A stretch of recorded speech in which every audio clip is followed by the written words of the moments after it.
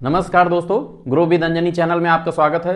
दोस्तों, आज का जो टॉपिक है वो हमारे एक व्यूअर हैं जिनका ये कमेंट था और क्वेश्चन था कि म्यूचुअल फंड पोर्टफोलियो में, यानी कि म्यूचुअल फंड में हम पोर्टफोलियो में अपने कितनी स्कीम होनी चाहिए, मतलब हम कितनी स्कीम रखें, ये उनका क्वेश्चन था। तो दोस्तों, आज हम इसी टॉपिक पे बात करेंगे कि आपके पोर्टफोलियो में कितनी स्कीम होनी चाहिए।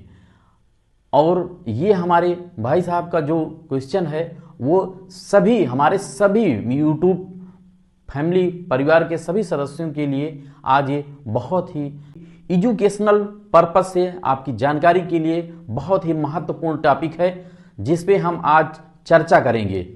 और दोस्तों, आपकी जानकारी के लिए, एजुकेशनल पर्पस के लिए हम बताना चाहेंगे कि म्यूचुअल फंड का जो पोर्टफोलियो है आपका, यानी कि जो आपने डिजाइन किया, हम पोर्टफोलियो को एक बास्केट के रूप में समझते हैं कि जैसे कि एक आपका म्यूचुअल फंड का बास्केट है। पहले दोस्तों थोड़ा सा हम म्यूचुअल फंड के बारे में बताएंगे, यानी कि जो आप इन्वेस्टमेंट म्यूचुअल फंड में कर रहे हैं, म्यूचुअल फंड में जो भी इन्वेस्टमेंट कर रहे हैं, ये सारा का सारा शेयर मार्केट से रिलेटेड है। यानी कि म्यूचुअल फंड जो हमारे फंड मैनेजर हैं, जिस भी स्कीम में आप पैसा इन्वेस्टमेंट करते हैं, उस स्कीम का पैसा जो है सीधे स्टॉक मार्केट में, यानी कि हमारे जो फंड मैनेजर हैं, वो स्कीम के फंड मैनेजर हैं जो वो आपका पैसा स्टॉक में ही लगाते हैं, स्टॉक ही लेते देते हैं, यानी कि शेयर मार्केट में ही खरीदारी बेचदारी चलती है उनकी।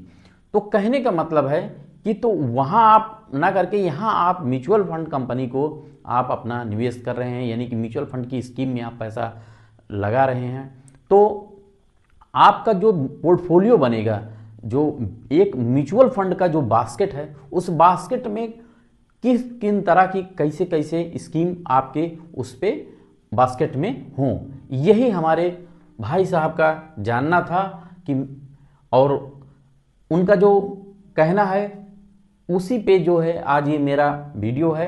हम आज आपको बताएंगे कि कैसे क्या होना चाहिए।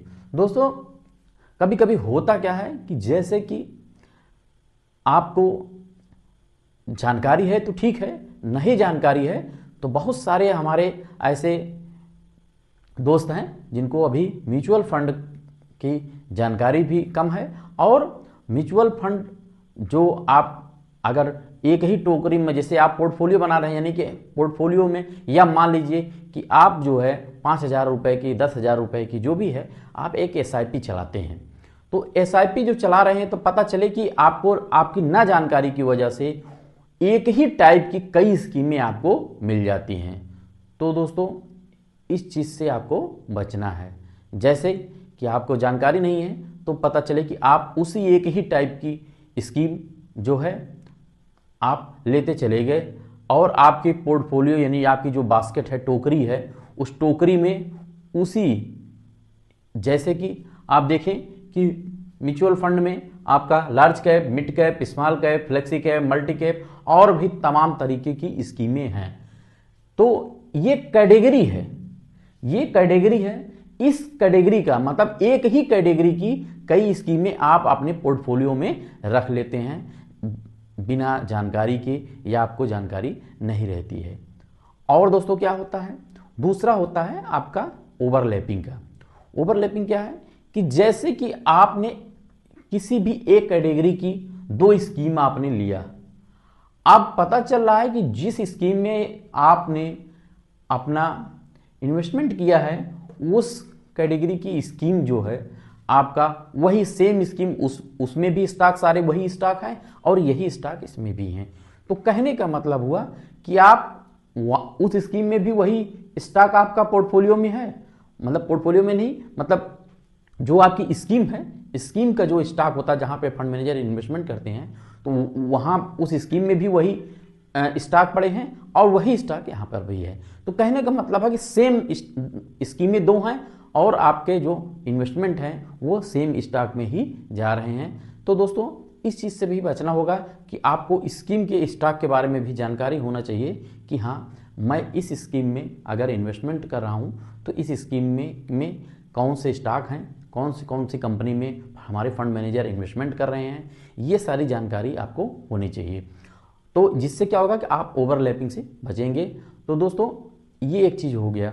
और एक ही कैटेगरी की अगर सारी स्कीम आप रख लेंगे तो फिर आपको रिटर्न प्रभावित होगा और आपका जो पोर्टफोलियो डिजाइन का करने का जो एक मकसद है वो भी लक्ष्य पूरा होने में आपको थोड़ा सा टाइम लगेगा। ऐसे अगर एक बेहतर तरीके से सुनियोजित तरीके से आप अगर अपना पोर्टफोलियो इन्वेस्टमेंट अपना करेंगे, डिजाइन करेंगे, तो जो है आपका ग्रोथ वेल्थ क्रिएशन में आपका बेस्ट निकलेगा। तो कहने का मतलब अब हमें लगता है कि समझ में आप लोगों को आ गया होगा कि पोर्टफोलियो में हमें कितनी स्कीम रखनी चाहिए।